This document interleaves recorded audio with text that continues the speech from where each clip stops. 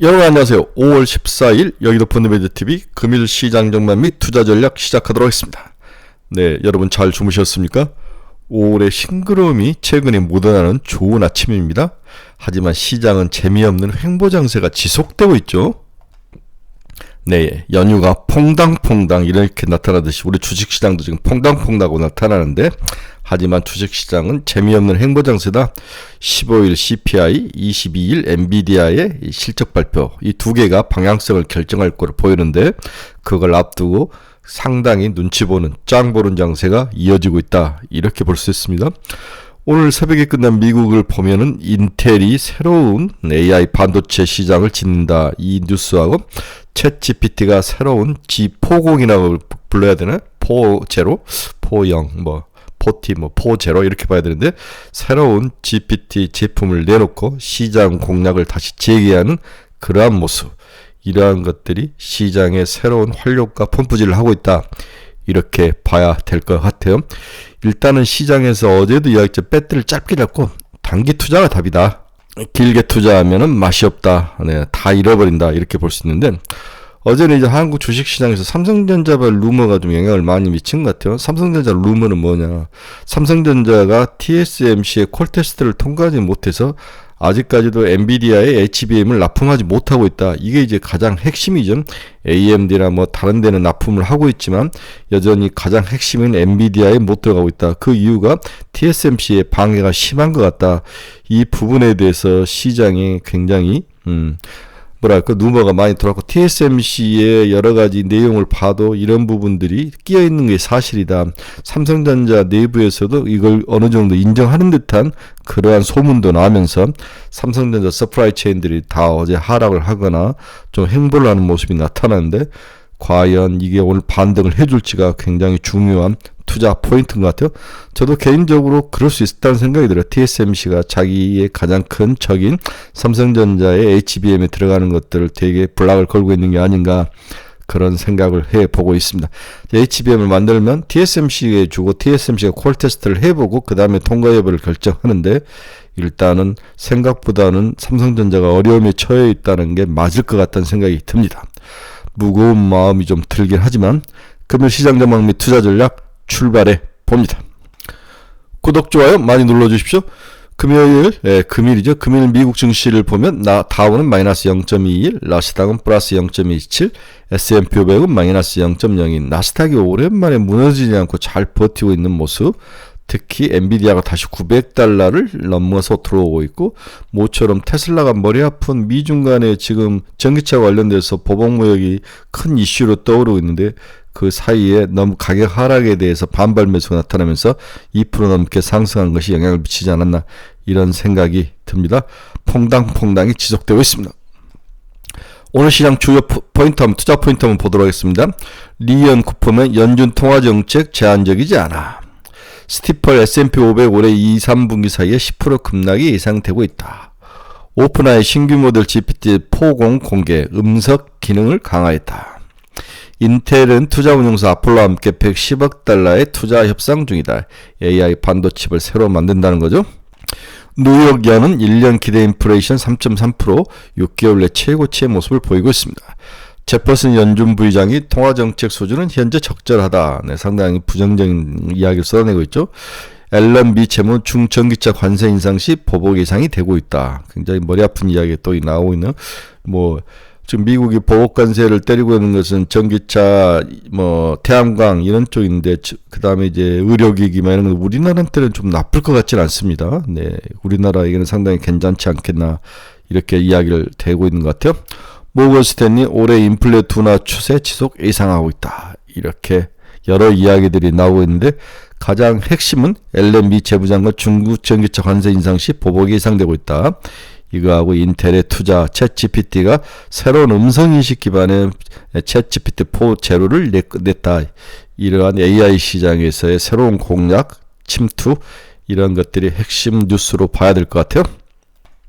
금일 달러 지수는 마이너스 0.06, 달러가 다시 105.12로 아직 다시 105에 있는데 104까지 내려와 줘야 되는데, 달러 약세가 살짝 진행됐습니다.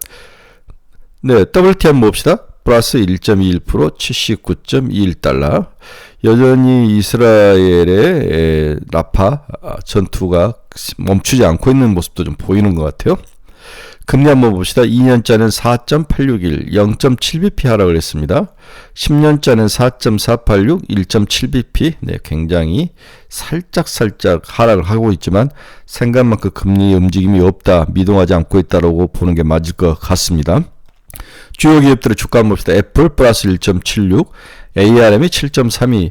네, 새로운 AI 반도체를 만들었다는 이야기 때문에 ARM이 7.32% 상승다.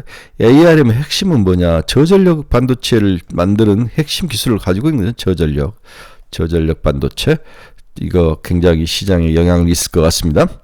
저는 이제 ARM을 200달러까지 보고 투자를 지속하고 있는데 생각보다 150달러 무너진 이후에 크게 빠진 이후에 다시 이제 박스권 상단을 향해서 가는데 지속적으로 매수하는 것도 나쁜 전략은 아닌 것 같다는 생각이 듭니다.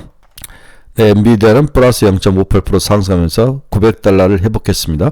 903.99달러. AMD 0.51% 하락 151달러. 테슬라는 2% 이상 상승을 했네요. 네, 너무 바닥이다라는 생각에 대해서 그동안 너무 많이 빠졌기 때문에 기술적으로 올라오는 모습이 나타나고 있습니다. 일라이닐리는 0.18% 하락했습니다. 마이크론 테크놀로지가 생각보다 강하게 올라왔네요. 1.45% 상승 123달러. TSMC는 마이너스 1.76달러. 미중 무역전쟁 등 복잡한 상황이 TSMC에 영향을 미치는 것 같아요. 네, 비트코인은 2.75% 상승해서 63,000달러를 넘어가고 있습니다.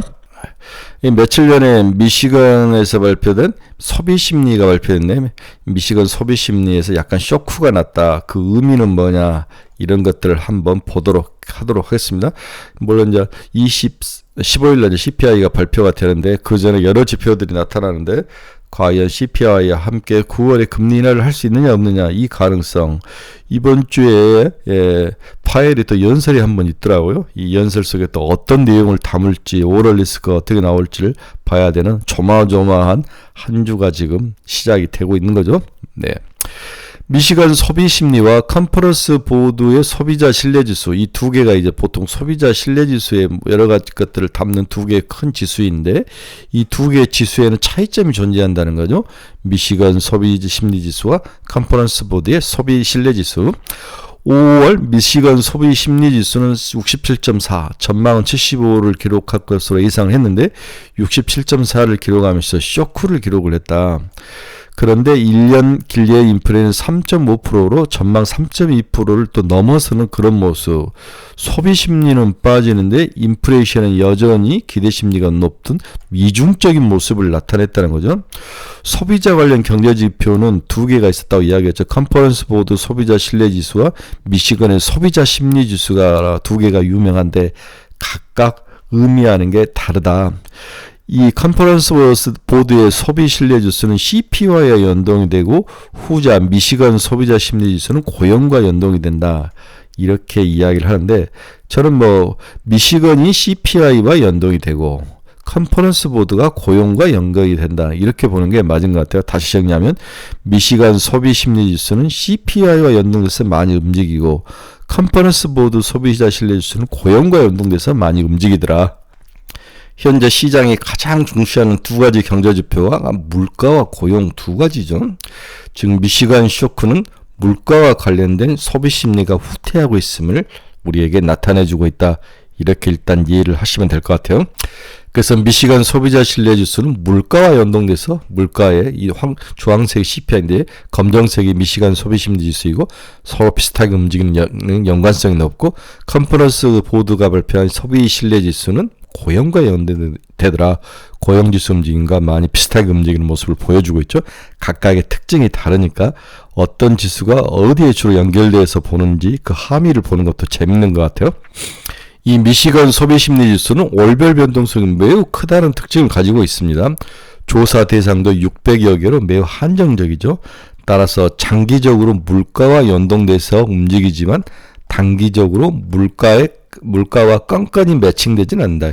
길게 보면 시계열이 비슷하게 움직이지만은 단기적으로 서로 꼭 CPI와 연동돼서 움직이는 것이 아니다. 이번에도 심리지수가 낮게 나와서 뭔가 물가가 빠질 수 있는 그런 상황이지만은 인플레이션 기대지수는 반대로 단계적으로는 좀 올라가서 나타나는데 길게 보면은 연동하지만 짧게 봤을 때는 건건으로 대응하기에는 또 어려움이 있다. 변동성이 크다. 이런 특징을 이해를 해야 될 것 같아요.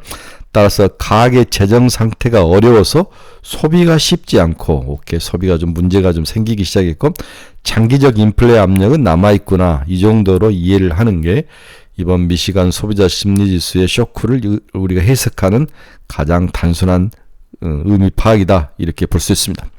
어쨌든 가계 소비는 둔화되는 모습을 보인다. 지금 조금씩 무너지기 시작하면서 올 하반기 정도에 가서 3분기 이후에는 좀 문제를 일으킬 영역이 있다. 문제를 일으킬 포인트다. 이렇게 봐야 될 것 같습니다. 초과 저축도 처음으로 마이너스 영역에 진입하는 모습이 나타나고 있습니다. 이렇듯 미국이 금리를 인하할 수밖에 없는 그런 구조적 경제적 경기 침체가 소비종에서 나타나고 있다. 이 이야기를 지금 우리가 좀 체크를 해야 될 것 같아요. 그래서 미국의 저축들이 조금씩 소비가 무너지면서 2024년 마치인데 이게 이제 아마 2020년을 제로로 했으니까 2020년 코비드 시대보다도 더 무너지는 그런 모습, 저축이 많이 무너졌다. 그렇게 초과 저축이 무너지고 있다. 이렇게 봐야 될 것 같아요. 미시건 소비자 심리, 현재 상황 급락살에 모두가 한쪽으로 쏠리면 문제는 일으킬 수 있는 가능성이 있는데 지켜봐야 될 것 같습니다. 자, 결론 한번 봅시다. 금일 아침에 끝난 미국 주식시장은 재미없는 행보장세를 나타냈습니다. 오늘 밤 PPI, 내일 이제 CPI가 대기하고 있어서 시장에 큰 변화는 없었습니다. 따라서 한국 주식시장도 전일에 이어 행보장세, 쉬어가는 장세가 오늘도 이어질 거로 보고 있습니다. 문제는 앞에서도 이야기해서 삼성전자발 루머에 있습니다. 삼성전자의 엔비디아 HBM의 콜 테스트가 TSMC의 방해와 노이즈로 콜 테스트를 통과하지 못하고 현재 팔리지 않고 있다. 예, 엔비디아에 지금 걸리지 않고 있다. 걸려져 있지 않다. 이게 이제 루머의 전제죠. 당연하게 TSMC 해코지가 있었던 것 같은데 자기 라이벌을 죽이기 위한 그런 의심이 들고 있고 이로 인해서 삼성전자 서프라이 체인 기업들이 주가가 어제 하락하는 모습, 쉬어가는 모습이 나타나고 있죠. 정확한 내용은 전해지고 있지 않지만 삼성전자도 이에 대해서 긍정도 부정을 하고 있지 않지만 어느 정도 이에 대해서 약간 수긍하는 듯한 발언이 있었다는 거죠. 네, 이런 루머가 돌기 시작했습니다. 그래서 엔비디아에는 못 들어가지만 AMD나 다른 데는 들어간다. 이런 식으로 이제 이야기를 하지 않았을까. 오늘 삼성전자의 반등 여부가 매우 중요하며 전체적으로 시장은 반도체가 쉬어가는 상황에서 어제 전력기기 전선주의 치달이 어디까지 이어질지 매우 관심이 있는데 개인적으로 올라올 때마다 좀 줄이는 게 답이다. 네, 이런 전략을 저는 개인적으로 강력히 추천을 해봅니다. 거의 다 온 것 같아요. 전력기가 전선주는 지금 조금씩 줄여야 되는 게 아닌가. 지금 뭐 특별히 사고 싶거나 눈에 들어오는 종목은 없습니다. 그래도 굳이 우리가 뭔가를 사야 된다면 어제 예상했던 전력 반도체와 유리기판 정도, 이 정도는 좀 사서 가지고 가는 게 답이 아닐까. 이 정도의 생각뿐입니다. 네. 다시 금리가 9월과 11월 두 번 인하 쪽으로 조금씩 이야기가 되고 있고 미국의 소비라든지 이러한 고용 쪽에서 문제가 조금씩 발생한다면 9월과 11월에 금리를 내릴 수밖에 없는 구조, 선거를 앞두고 내릴 수밖에 없는 거죠. 이렇다면은 성장주와 그리고 IT 반도체들 제약바이오 쪽에 약간의 승산이 있을 것 같다는 생각이 드는데 어제 제약바이오들은 몇몇 종목을 제약으로 뭐 알테오전도 그렇고 박살이 나는 모습이 나타나는데 걱정은 좀 앞서고 있습니다. 알테오전이 16일날 신한증권이 대대적으로 이제 펀드 매니저들을 모아놓고 IR을 하던데 그때 무슨 이야기가 나타날지 한번 봐야 될 것 같아요. 재미없는 장세 이어지고 있습니다. 이럴 때일수록 좀 마음을 지켜야 되죠. 네, 마음을 좀 지키시기 바랍니다. 화장품주는 어제 좀 쉬어가는데 다시 화장품주는 좀 빠질 때마다 다시 사면 한 번 더 갈 수 있을 것 같아요. 네, 전력기기 다음에 전선주는 올라올수록 좀 줄이고 화장품주는 좀 더 가져가고 바닥에 있는 반도체, 전력 반도체, 유리기판 정도 좀 사고 그 다음에 제약바이오도 좀 사고 아스코가 이제 5월 며칠부터 있던 것 같은데 24일인가요? 이런 것들을 좀 보면서 좀 순환매에 좀 대비하는 장세 정도 투자 전략을 여러분들에게 추천을 해 봅니다. 여러분 중에서 투자의 방향성을 잃어버리신 분들 저희 카페로 들어오십시오. 네, 카페 이게 주소 찍어 들어오시면 됩니다. 종목 상담이 필요하신 분도 저희 카페로 들어오십시오. 매일매일 관심 종목을 올려놨으니까 여러분들도 들어오시기 바랍니다. 아주 여러분들에게 좋은 나침판의 역할을 해줄 수 있을 것 같습니다. 유료니까 잘 생각하시고 들어오시기 바랍니다. 네, 5월의 푸릇푸릇함은 우리들에게 아주 좋은데 우리의 계좌는 아직도 10% 정도 합니다. 좀 불타오르는 빨간 계좌로 좀 바뀌었으면 좋을 것 같습니다. 네, 여러분 감사합니다. 내일 아침에 뵙도록 하겠습니다.